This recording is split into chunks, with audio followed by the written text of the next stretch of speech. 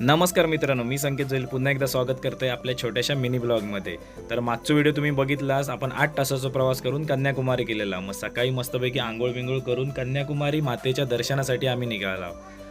तसे काही जास्त लवकर नव्हतं. 8 वाजता आम्ही कन्याकुमारी स्टेशन का पोचला, उतारलो बसने आणि थंयच जवळच टेम्पल असा. म्हटलं जाऊया आणि मस्तपैकी आईचं दर्शन घेऊया. तसे आम्ही सगळे व्यवस्थित सगळं ह्या करून काय त्या ओटी-बिटीचं सामान जे असतं, तकडी काय ती फुला-बिला असतात, ती सगळी घेतला आणि दर्शनाक निघाला. तुम्ही मंदिराचो कळस बघू शकतास. जरासोच आपण जय मंदिर ना थंय जास्त असो कळस नाही. आता ह्यो जो तुमका दिसता ना, ह्यो एंट्रन्स हा म्हणजे जो गोपुरम म्हणतो ना आपण तो. त्याच्यानंतर आम्ही लाईनीत रावला. लाईनीत राहून जसे आतमध्ये गेलो तसा आमच्या बाबतीत जा घडला तर आमका माहितीच नव्हता. म्हणजे आतमध्ये गेल्यावर आमका समजलं की बनियान आणि बॉडी ही पुरुषांका दोन्ही काढूची आहेत. सगळे आधी नंतर एकदम हे झालेले की कसा काढायचा काय, म्हणजे अशी सगळ्यांसमोर जरा लाज वाटतं ना.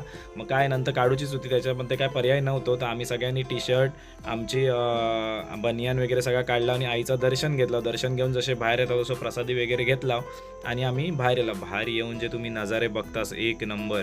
हैजा ना त्रिवेणी संगम म्हणतात की तीन यांचा पाणी हय एकत्र येऊन मिळता. बाहेर आम्ही थोडीशी शॉपिंग केला. तुमका ना होय ना शॉपिंग सगळीकडे तुम्ही करू शकतास कन्याकुमारीत. फक्त एक गोष्ट लक्षात ठेवा की पूर्ण रेट कमी करून बार्गेनिंग करायची, कमी करून मागायचा, तर तुम्ही भरपूर आणि कमी किमतीत शॉपिंग करू शकतास.